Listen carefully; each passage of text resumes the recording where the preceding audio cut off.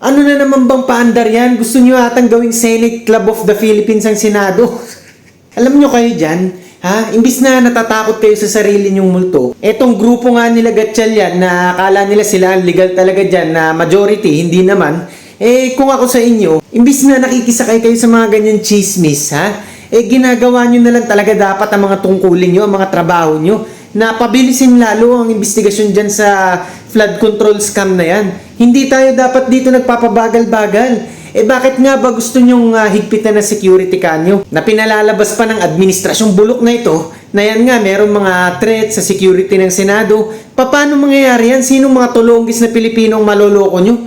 Alam naman natin na hindi naman nanggugulo ang mga pro-Duterte. Kayo lang talaga ang mahilig manggipit dyan. Bakit ba gusto nyong pilit na palabasin na may threat sa inyo kahit nakikita ng milyon-milyong Pilipino na wala naman? Parang imahinasyon nyo lang yung mga yan Ha? Bakit nga ba? Para hindi ba makapasok ang mga media at nang hindi mabunyag ang mga nangyayari dyan sa loob ng hearing?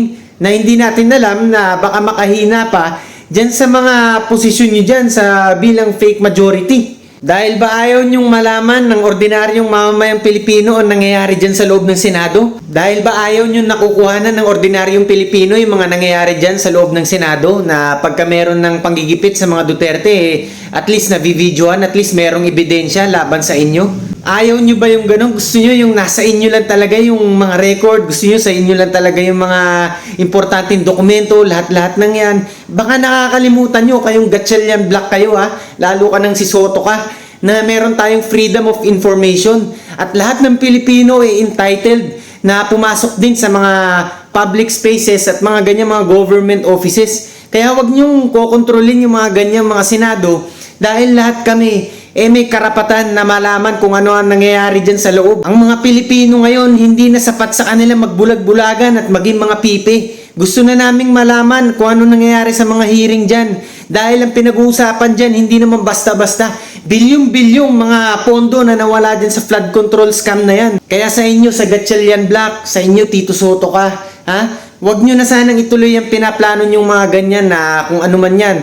Lalo na yung plano nyo ila-lockdown kanyo yung Senado kapag nagkaroon pa ng mas maraming threat. Wala ngang threat, walang mga Duterte na manggugulo sa inyo. Imahinasyon nyo lang yan mga yan.